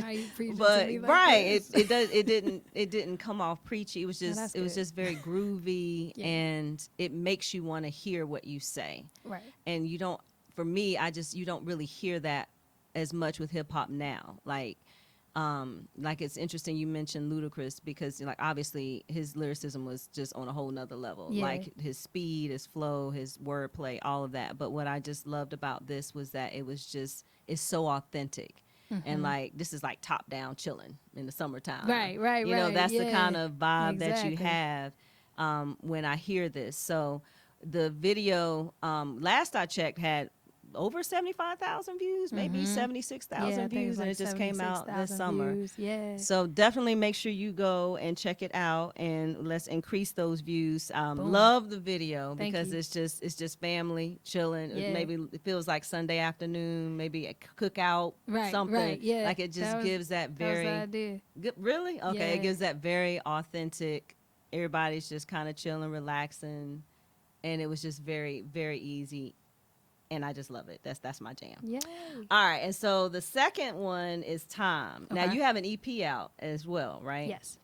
And so we're gonna go through all of that, like how they can listen to the EP. And I Okay. remember, real true story. It was probably, oh, I don't know, 2 weeks ago, and I said, let me go back and listen to it. And it was like 1 o'clock in the morning. I had court the next day, and I'm listening. I said, oh my god, oh my god, oh my god, like, because it's just I get so excited when I hear hip hop like this Mm-hmm.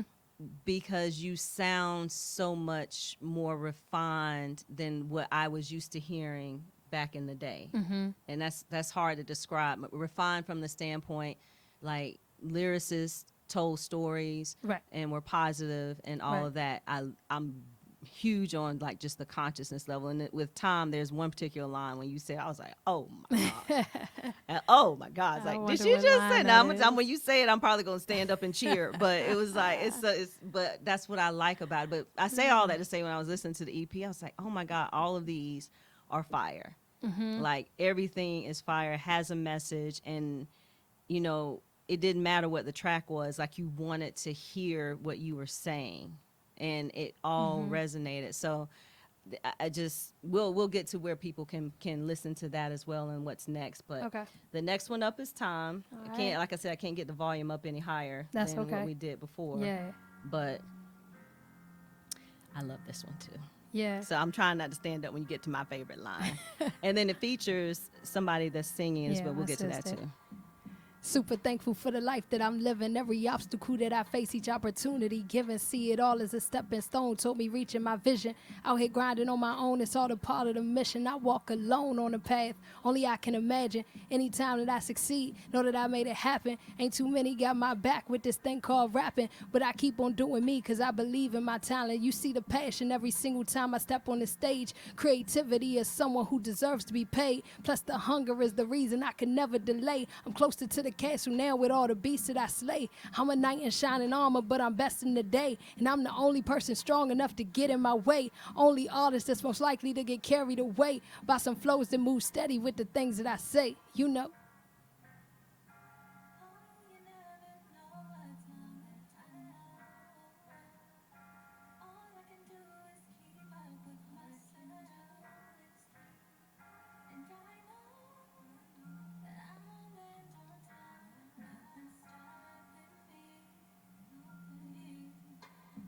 And when I'm famous, I don't want to hear nothing from the people who sit and watch when they could have done something. I'm out here unlocking doors. I'm out here pushing buttons. None of this would be a fairy tale. No, all of a sudden, this that I've been making effort day in and day out. This that staying up late because I see a way out. This that putting in the time because I know the payout. And this that all by design because I drew the layout. You know, humanist hands work humanist plans. I finally met God and she wasn't a man. I could try to spell it out, but no, they won't understand how I bring into existence everything that I can. Mastermind of the movement, mentality worth pursuing. Realize that I was the teacher, it made me a better student. How can you some improvement with everything that I'm doing? Take the lessons I learned, expressing them through the music.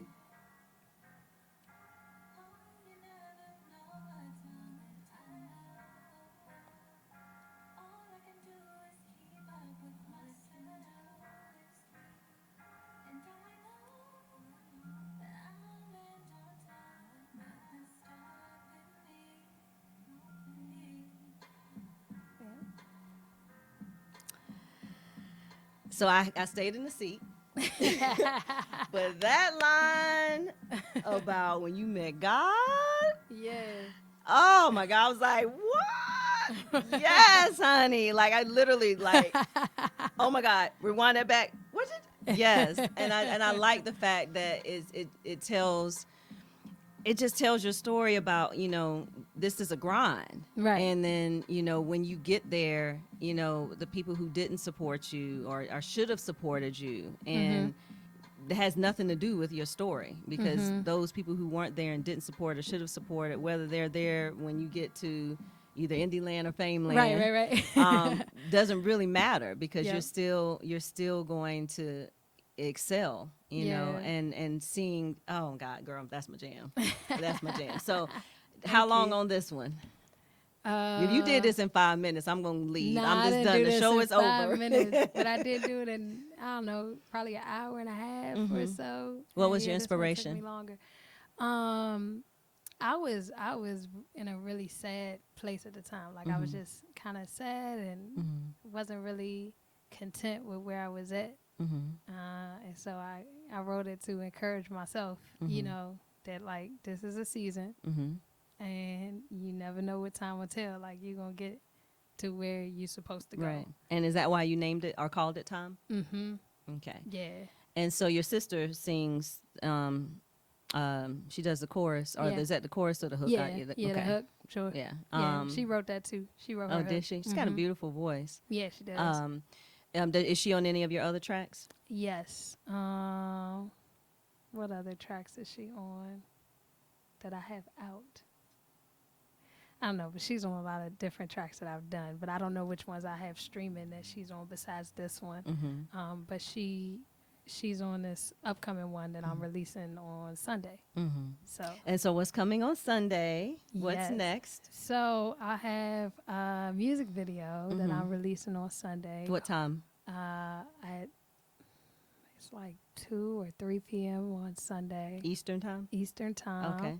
So right after church. Yes. Can go check it out on YouTube, and it's called Sin. And so it's a really, really gritty, hard-hitting record about church hurt and the sins of the church. Ooh, Yeah, that's going to be fascinating. yeah.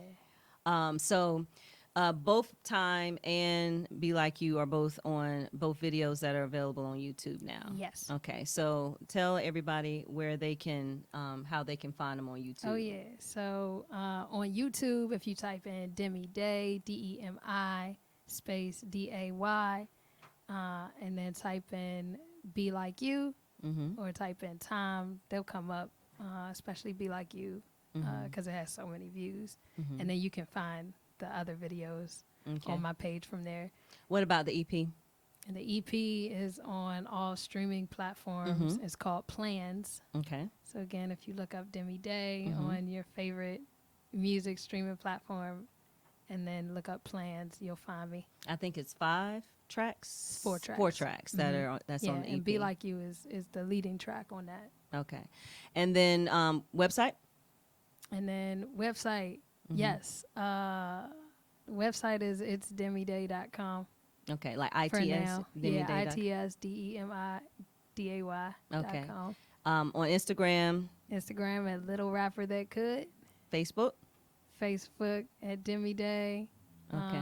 You can find it at Little Rapper That Could. People don't really use handles on Facebook, Right. but I have that handle on Facebook. So if you at Little Rapper That Could, you can find it. You can friend request me at Are you not Demi maxed Day out at McCoy. 5,000 I'm yet? not maxed out. I started a new page a few years back. So if I didn't, I would certainly be maxed out. But I'm not maxed out. I'm your friend. I got room. I got in. I got room for the crew. So, and yeah, so follow that page, especially if you want to be connected to like all the other things that I'm doing, include like ministry and stuff. So yeah, so that's a good way to connect with me. But let me know, because if I don't have a lot of friends in common, I don't You won't accept it, right. Yeah, but if we got like 30, 40 folks in common, I look and see who we got Same. in common. And then Right. I'm like, oh, okay, They you must legit. be cool. Right. Yeah, so if we ain't got friends in common, just shoot me a message like, Demi, I'm a fan. Please accept Right. my friend request. What about, are you on Twitter? Yes, I'm on Twitter at Little Rapper TC. Okay. Yeah. And so what else is next? Where are you performing? And after this project launches on Sunday, when can we expect? And the project on Sunday is called Sin. It's called Sin. Okay. Yep. And what's coming after that? Yeah, so the music video for Sin is releasing on Sunday. I am doing a dialogue and screening of the music video on Monday. Where would that at be? Wake Forest University. Okay. At the ZSR library. That says 6 o'clock. Okay. So I have the lyrics printed so we can be in dialogue about the topic. Mm-hmm. So really excited about that. And then there's a podcast that I've been featured on in relation to sin that's going to come out in November. Okay. And and then from there, stay tuned. Okay. All right. So I'll put that back up again in a little bit. The last thing that we always do is called And so this is where I ask you a few random questions. Okay. Can't look at the screen. Oh, You just man. got to think about it. And it's fine. They're fine. It's one I think is a little deep, but we keep it light. It's a Okay, conversation. let's keep it's it fine. light. All right. Question number 1. All right. If you could be any animal in the world, what animal would you be and why? What animal would I be and why? Mm-hmm. So the last time I answered this question, I told people that I would be a whale. Okay. Is that your final answer? That's my final answer. That's my story, and I'm sticking to it. Okay. I would be a whale because I'm little. Mm-hmm. Whales are big. Mhm. Yeah, they're massive. Mhm. So it'd be cool to take up that much space in the world. Mm-hmm. And then they can swim, and I can't swim. I try. I know. I'm I like- snorkel and everything, and it's just be all in the water. So But that would I be feel nice. you. Yeah. And take some lessons. We're going to have a pact after this. There We're we going to go. learn how to swim. We'll hold each other Is it accountable. like, girl, I need accountability, buddy. It's issues. Okay. All right. What inspires you? What inspires me? Mm-hmm. Other art, mostly. Okay. Just being able to go to like live performances. Mhm. I love concerts. Mm-hmm. Concerts, plays, poetry, just visual art, any other art forms. That's what really inspires me. And then just the people that I love Mm-hmm. that are near and dear to my heart. Okay. Yeah. When you come into Charlotte to perform, we got to make that happen. Yeah. We got to make that happen. Yeah, I definitely want to come to Charlotte and perform. I know I'm gonna catch an open mic or two Mm-hmm. out here at some point soon. So, but yeah, I would love to come here and hit a showcase or do my own thing. We gonna make that work. We Let's gonna do make it happen. Let's do it. Where would you go tomorrow morning if Okay. you had unlimited income? If I had unlimited, Unlimited income tomorrow morning, you out. Where you going? where am I going? Mm-hmm. I'm going to. I don't know. I want to go home first. I said unlimited income, woman. Let me see what the purpose of the trip was. Right, you just go anywhere you want. Just you got all the money in all the world. Where you going? I got all the money. You go in all home and the get. You don't need no world. mat. You don't need to I go mean, I'm home. gonna You need go- to get your clothes. You can buy all the clothes I'm in the gonna world. go. Am I only allowed to go one place? Because if I I got all the money, said I'm gonna you- go in the morning. In the morning. Just in the morning. Yeah. You got afternoon, evening, a whole bunch of days after that. Just tomorrow morning. Where you going? I'm still going home. After you go After I home, go home, Demi. Because I gotta let the folks know before You I can go send on them my a world text tour. because you got unlimited money. You can just go send somebody to go tell them she out. She'll be back. You don't even gotta go home. You got people who can do that. That can do that. Gosh, I'm probably gonna go. This is so hard. It is not. Now, see, this is There's a question so I many thought would places be easy. Oh gosh, this is so hard. There's so many places I want to go. There's so many places I want to revisit. Oh gosh, the first place. Mm-hmm. Sheesh. I thought this was gonna be the easy question. No, this is Okay. not easy. Because you just trying to go home and lay down. We're not doing that. No, like I'm gonna go visit my family. That's in great. Maryland. But go send somebody and tell them you'll be back. Just send somebody. Unlimited income. I'm probably gonna go to. I don't know. I'm not letting you off the hook. I'm I'm not letting you off the hook. Sheesh. You got all day. Pick a place. Where would you like? I'm gonna go to Egypt. Ooh, Yeah. that would be a good one. Been there. It's Yeah. phenomenal. Yeah, I want to go. See the sunrise over the pyramids, man. That changed your life for real. I bet it would. Whew, child. Okay. If you could choose don't look. I thought you were trying to peek at the screen. No, Okay, no. if I you mean, could I can see it in there, but I Da- can't oh, read. I dang, can't good. read You it. can't It's read it too because it's the small. other way. Okay, if you could choose one song to play every time you walked into a room for the rest of your life, what would it be? One song to play every time I walk Every time into you a walk room. into a room, that's your theme song. My theme song is, Every day for the rest of your life, you walk into a room, this song plays. I mean, it would probably be Like You by Mhm. me. Right? But if I couldn't choose a song by me, Mm-hmm. then I would choose Always Be My Baby by Mariah Carey. Oh, that's a good one. Yeah. That's a good one. And finally, if you were a Star Wars or Star Trek character, who would you be and why? And I thought you might be like, I haven't seen any of it. So I have an alternative question if neither one of those are a problem.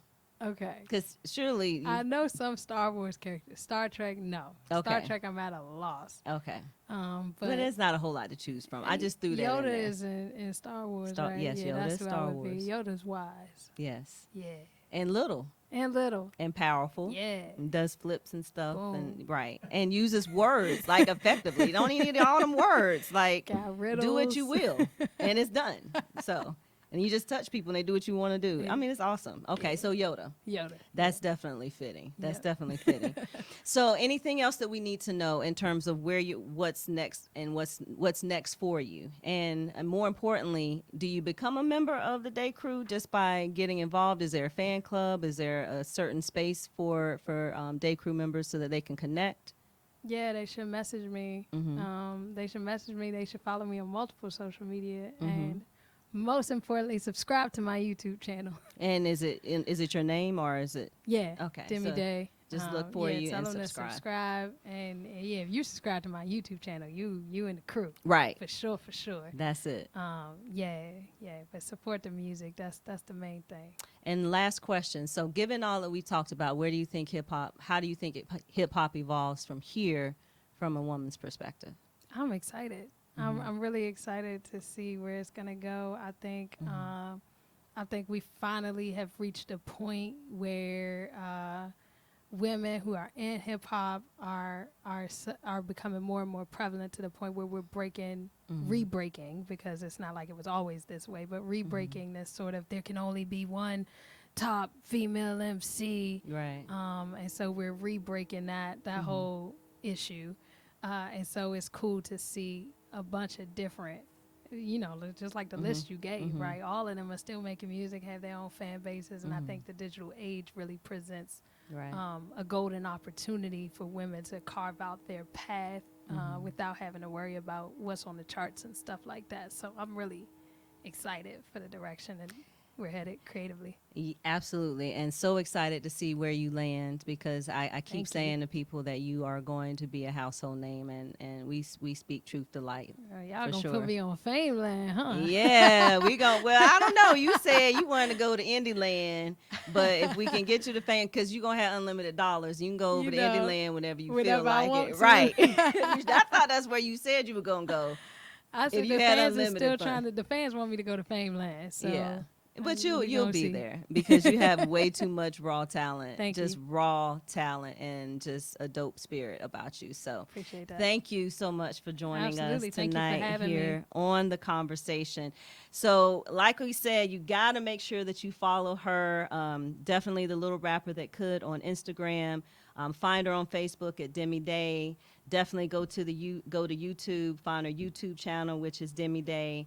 Look for Be Like You. Look for all of the videos that she has up there. And of course, on Sunday, definitely check out and look for Sin, which drops Sunday at 2 p.m. So thank you guys for joining us on The Conversation. Make sure that you haven't done so already. Subscribe, like, and follow as you always do. The Conversation with Yolanda Trotman on Facebook. The Conversation _pod show on Instagram. And of course, make sure that you support all of our other shows. We've added 2 additional shows. Channel 13 and Crafted are incredibly exciting, where you'll be able to see goods and for purchase. And it's just going to change the game. So thank you all for joining us here on The Conversation. The next show will be in approximately 2 weeks. Stay tuned to see who our featured guest will be. Have a good night, y'all. Bye.